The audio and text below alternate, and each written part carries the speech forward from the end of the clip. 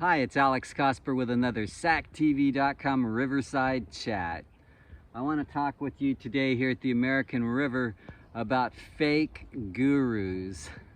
Yeah, fake gurus. The internet is flooded with them, and so is our political system.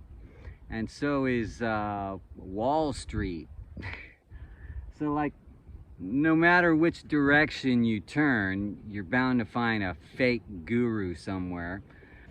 Especially on YouTube, where so many people claim to be an expert on something but aren't, or maybe they make wild guesses at things, you know, dumb predictions that don't turn out to be true. I've found a lot of that, you know, stuff regarding the stock market and, you know, investing and stuff. I myself do not consider myself a financial expert, yet I've made better videos than this garbage YouTube algorithms award millions of views to for bad information that makes people go broke. So yeah, I think it's horrible that some people turn to this guru garbage as, you know, good advice, when really the best advice is to do your own research on anything. Unless it's so complex, you really need professionals to step in. But I find that for all my needs, I don't need to pay some kind of super professional for anything. Like, like I could figure out all the stuff I want to do on my own. Now there are exceptions. If I had like millions of dollars, then I would turn to certain professionals to, you know, refine all the stuff and create promotional campaigns for what I want to do. Yeah, I know people who do that already. They charge a lot of money. In other words, if you want to be a media star in any way, it costs money. Or you just got to do it the hard way, the long brick by brick, building your own little empire a little bit at a time. That's kind of what I've done since leaving radio. I just didn't see myself as some radio guru. I was the program director of an alternative radio station that was very influential across the United States. And of course that was Quad in Sacramento. But that wasn't anything I could hang my hat on and say, oh, I'm an expert at this. I'm an expert at programming alternative radio stations. Like, who would pay for that today? It's kind of I don't know, a mediocre format now that doesn't really sell a lot of music. It's just it's just there as a choice, I guess, and these multi-channel whatever audio crap that's out there now. You know, there's radio, but radio's buried under all this other technology now, where there's so many different ways to hear music. I stick with just YouTube, like hearing songs on YouTube for free. Yeah, sitting through some ads. They're all horrible ads, but for researching music, I think that's fine, you know. I don't care that YouTube overdoes it with advertising, because they're giving me a free service in a way to explore and educate myself on all kinds of music throughout history. And so that, I'd say, if I'm a guru at anything, it would be like at the history of music, but in a general sense. Like, I can get specific in certain genres, but not all genres. I just know I can put together a playlist of the, you know, top 100 songs for just about any genre. Say if somebody wanted to throw a party and they wanted to know what would be the right music to play for this certain theme or crowd you were trying to attract. Yeah, I know that stuff, but people can do that on their own too. I did it on my own. I don't need anyone to advise me on how to put a playlist together. So gurus, are there such a thing as a playlist guru? I guess some people might think so. You know, some people might really just not have the time to explore music for themselves, so they have to hire someone or go through some system, some platform that advises them what to listen to. Anyway, I don't need any of that. I don't need entertainment gurus. I don't need witch doctor gurus. I don't need political gurus. That's what I hate the most, is people think they could change people's political opinions through a YouTube video. Now, admittedly, I've made some political videos for SacTV just to show you really how I feel about things, since this is my website and this is my perspective on, you know, it's a Sacramento site, so it's a lot of what it means to be a Sacramentan is what I put on my site. And then I have another site, playlistresearch.com, and that's the history of American music and radio, and I put interviews on there and lots of data about music, lots of playlists. You know, I guess that's advice on what you would do for a playlist for a certain type of party. But I don't claim to be Mr. Super Guru about it. I mean, there are people way deeper than I am about studying music that, you know, the consequence though is they don't have as broad of a picture as I do of all these different genres. They spend all their time in one niche, and so then they become a better expert at that niche than I'll ever be. And they're limited to just that niche.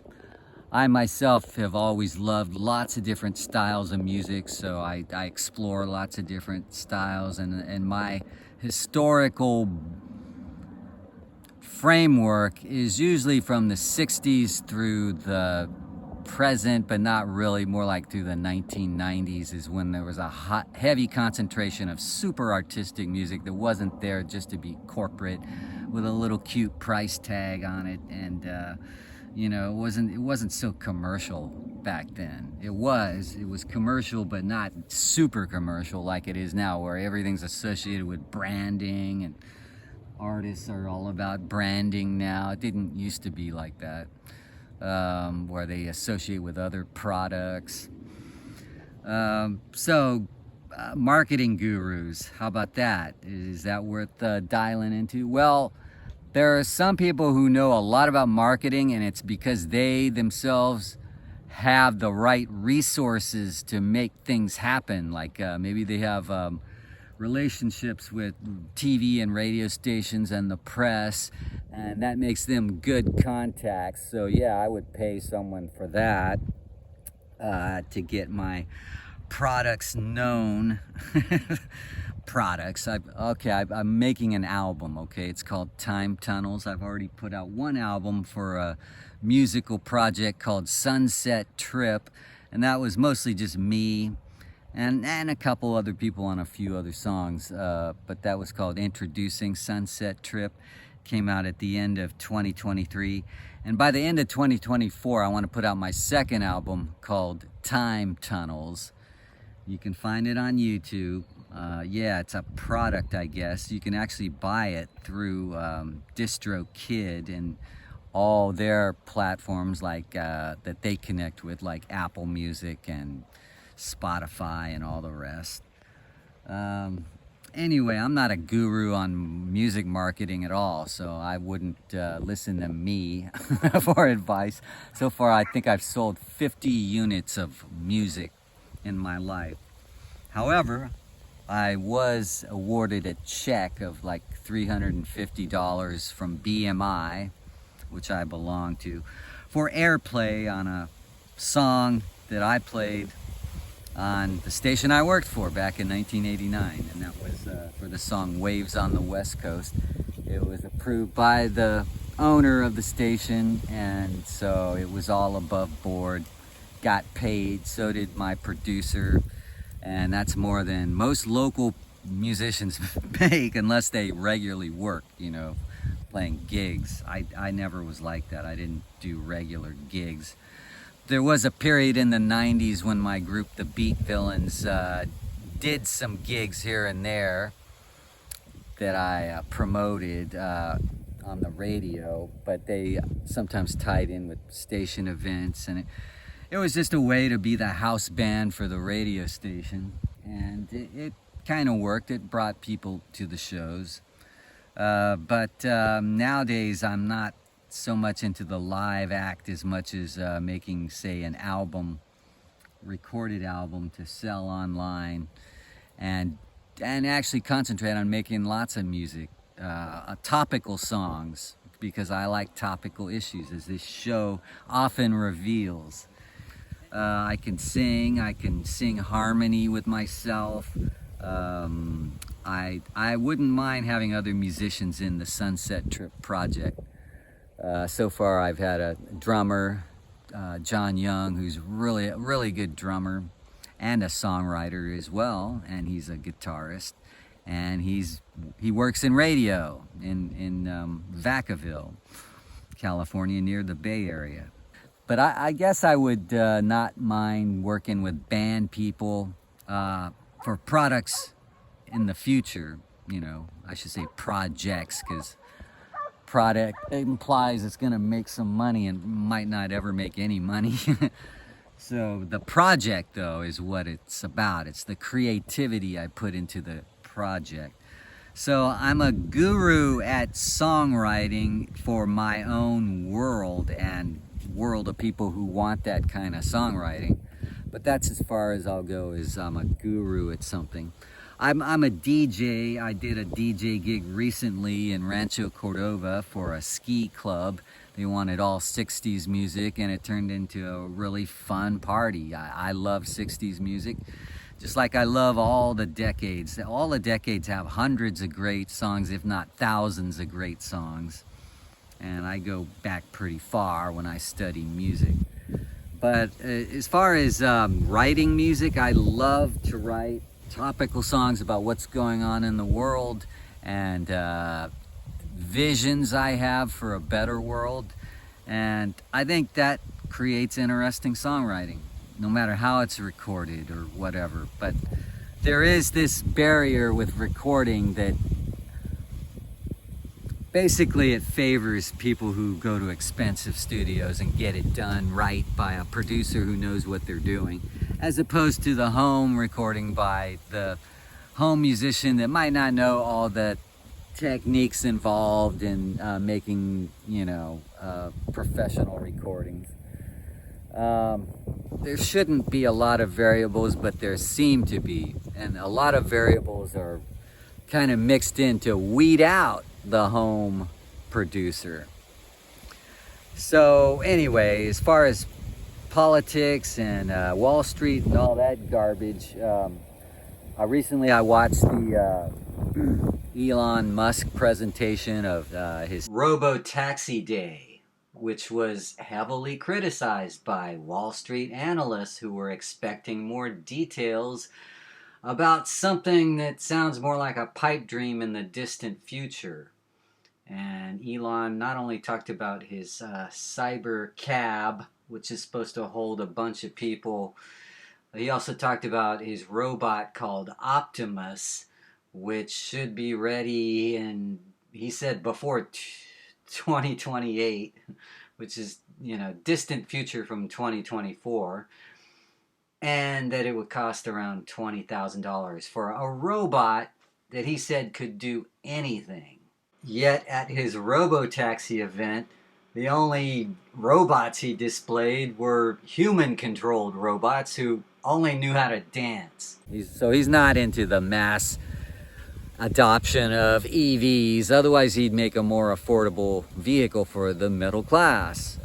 There are some car companies that do. Volkswagen is talking about it, but they can't gain the same kind of market attraction that Elon Musk does, because he's painted himself as a guru, kind of like what Steve Jobs kind of was, except Steve Jobs was less of a media poser and more of like a social reformer. He wanted to make society better with seamless computing, and he was good at the direction he was moving.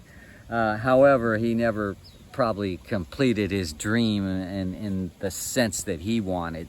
But a lot of what he promised, he delivered, especially the iPhone, revolutionized the whole phone market and communications in general, and it caused other companies to copy what he did. But I would say after him, Tim Cook at Apple hasn't been that innovative and is more of a market follower and isn't that much of a guru, doesn't even try to be. Whereas Elon Musk is trying to be the guru who picked up where Steve Jobs left off. And keep in mind, Steve Jobs had visions of a better society. Whereas Elon Musk, he seems to be all talk, and a lot of his, output doesn't measure up to what he's talked about. He's done a lot of recalls on his vehicles. And by the way, big dumb media loves to report he's the founder of Tesla, but he's not.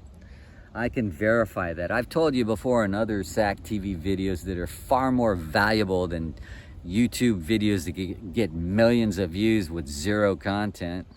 I've told you that the real founder of Tesla, the real founders, they went to UC Berkeley, and I went to high school with one of them, and that was Mark Tarpenning at Rio Americano High, just not far from where I am here at the American River. And his partner, Mark Eberhard, is really the guy, the brains behind the engineering of Tesla, like the original Tesla products, the Roadster. And then all Elon Musk did was come in as a wealthy investor, and he just kind of bought his way in, bullied his way into the CEO position, paid off the people who were the real founders, and now he gets to call himself a founder. Just on paper, he got them to sign a paper, just by bullying his way to CEO, and just wanting to be kind of a media, what would you call it, fill in the blank.